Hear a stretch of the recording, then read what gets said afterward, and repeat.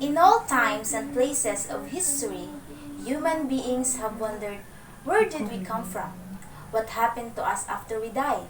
From Ted Ed. So, religion. Religion is an organized collection of beliefs, cultural systems, and worldviews that relate humanity to an order of existence. Many religions have narratives, symbols, and sacred histories that are intended to explain the meaning of life and to explain the origin of life or the universe. From their beliefs about the cosmos and human nature, people derive morality, ethics, religious laws, or a preferred lifestyle. But we can't really dive into the subject without mentioning its history. Note first the meaning of time period BC and AD. BC and AD are two units used to label or number the time period or the number of years in Julian and Gregorian based on the birth date of Jesus Christ. So BC stands for before Christ. It is the time period before the birth of Jesus Christ, and AD stands for Anno Domini. So AD, it is the time period after the birth of Jesus Christ, of course. In which era are we living? As we all know, we are living in 2020. If we convert this year to the above explained label, it will be 2020 AD. So, brief history, it starts with the birth of Krishna at around 3227 before Christ, and thus Hinduism. At around 2000 BC, the birth of Abraham Judaism emerged, and at 480 before Christ, the birth of Buddha took place, and thus Buddhism. And then, in 32 AD, the death of Jesus Christ, the beginning of spread of Christianity. Later at 570 AD, the birth of Muhammad, the start of the spread of what we call Islam. Major religions around the world continued to spread in the following years. Significant events in history took place, and that was the beginning. So, why study religion? Simple. Religion is the study or the central component of human society, shaping politics, law, history, economics, science, the arts, and more. The religious traditions that thrive in the modern world have long and complex histories, and it is impossible to understand politics, both local and global, without an awareness of the dynamics of religious belief and practice. But how did the study of religion founded? How supernatural beliefs evolved despite the popular belief that science and religion, or the science and the supernatural more generally, don't quite go hand in hand. Scientists have quite a lot to say about this topic. Specifically, why such belief even exists in the first place. Two of the most widely cited ideas have to do with how early humans interacted with their natural environment. So first, the God faculty humans who survived to procreate were those who had developed what evolutionary scientists call a hypersensitive agency. Detecting device, or HADD, is the mechanism that lets humans perceive that many things have agency or the ability to act of their own accord. This understanding of how the world worked facilitated the rapid decision-making that humans had to go through.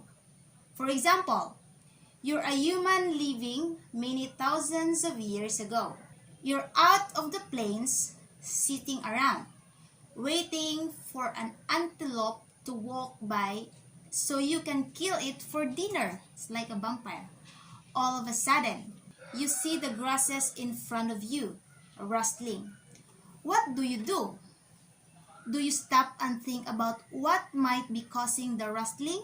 The wind or a lion, for example? Or do you immediately take some kind of action? But in addition, the helping humans make rational decisions. HADD may have planted the seeds for religious thought. And then humans took things to a whole new level.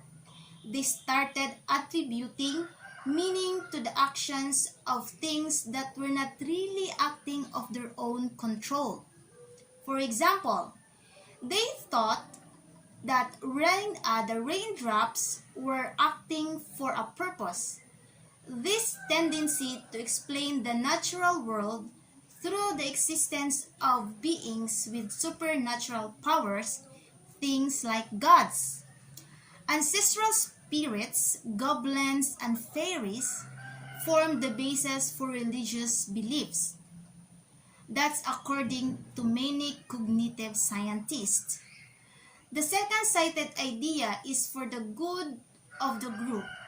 Some scientists see religion as more of an adaptation, a trait that stuck around because the people who possess it were better able on their genes. Humans may have developed religion as a way to promote cooperation in social groups. Primates tend to live in groups because doing so benefits them in many certain ways. For instance, hunting in groups is more effective than hunting alone. So let's move on to our second major content, the major world religions. We know that there are enormous religions existing until today.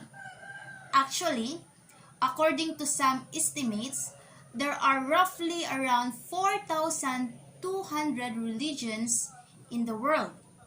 But obviously, we could not cover all that. So, let's stick with the 6 major religions in the world. Number 6 on our list is Judaism.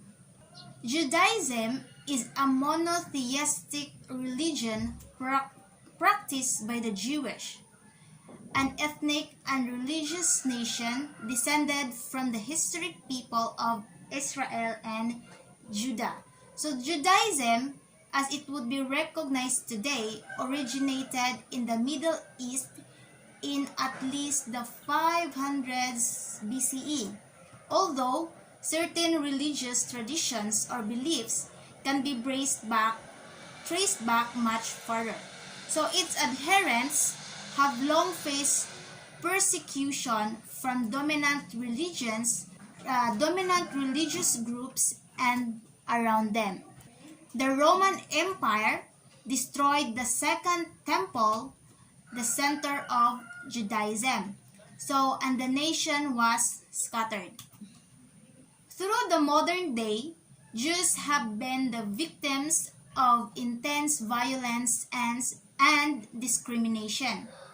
All the same, Judaism has persisted and remains one of the most visible and widely practiced religions in the world.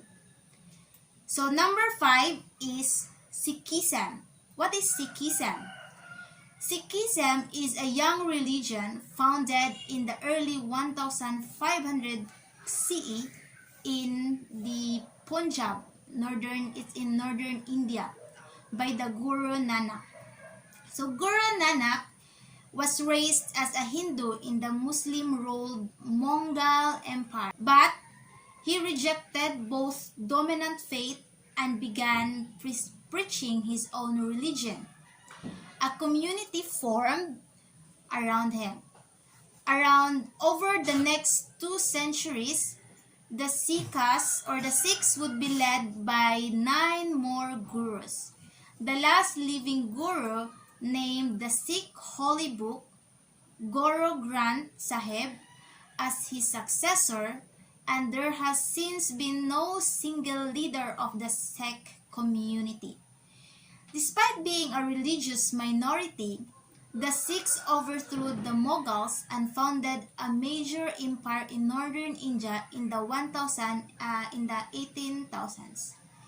By different definitions, Sikhism is either the fifth or eighth largest religion in the world, mostly concentrated in their home religion of Punjab. Now let's proceed to number 4 major religion.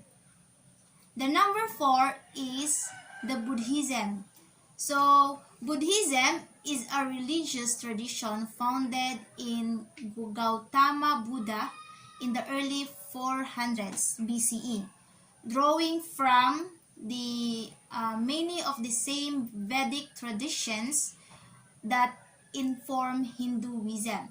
Buddhists engaged Hindus and Jains in religious dialogues for centuries, developing mutual competing traditions and beliefs. Buddhism flourished in India, receiving support from several powerful leaders before declining during the medieval period. Buddhism continued to grow and develop in East Asia, having a profound impact on the cultural landscape of the entire region.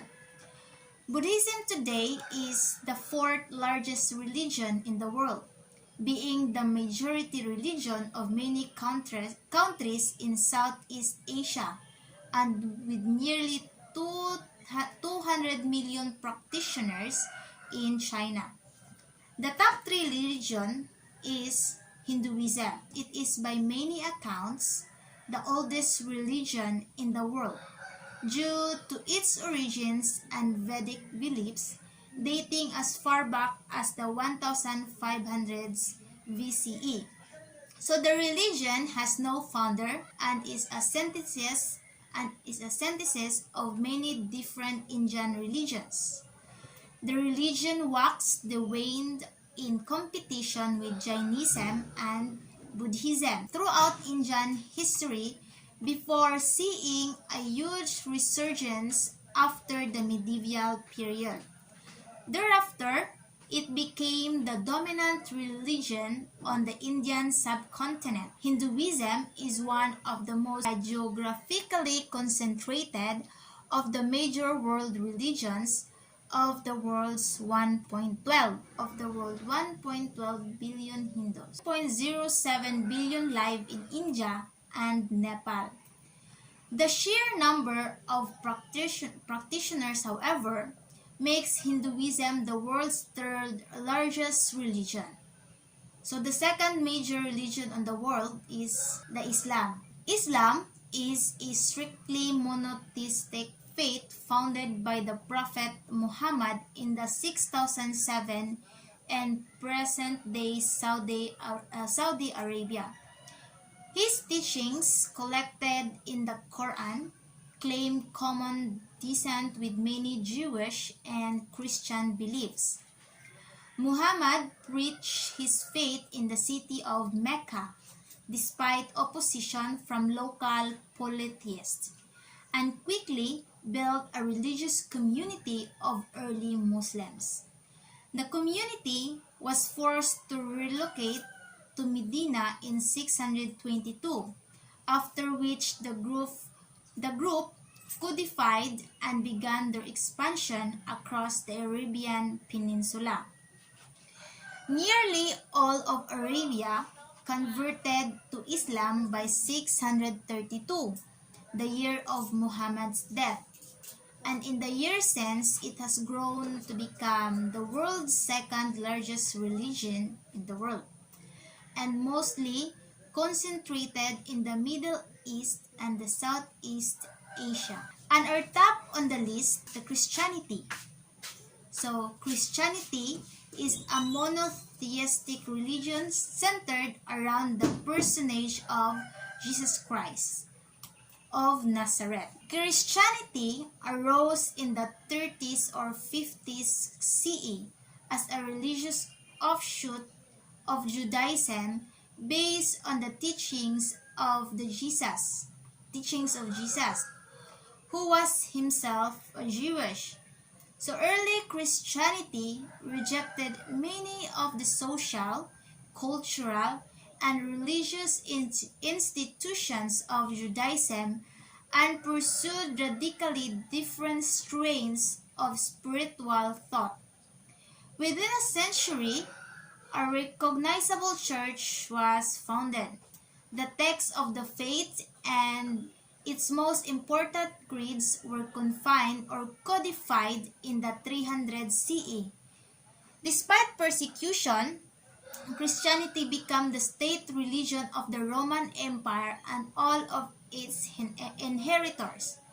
And in the time since, the different Christian denominations have collectively become the largest faith in the world by a wide margin. And with that being said, we're done with our subject for today. But I will leave you some fun facts for you to ponder, or you can even disagree with that. A global poll reports that 59% of the world's population is religious, and 36% are not religious, including 13% who are atheists, with a 9% decrease in religious belief from 2005. On average, women are more religious than men. Is that true? Be sure to comment down below, and if you like this video, give a thumbs up and subscribe. Thank you, classmates, and have a good day.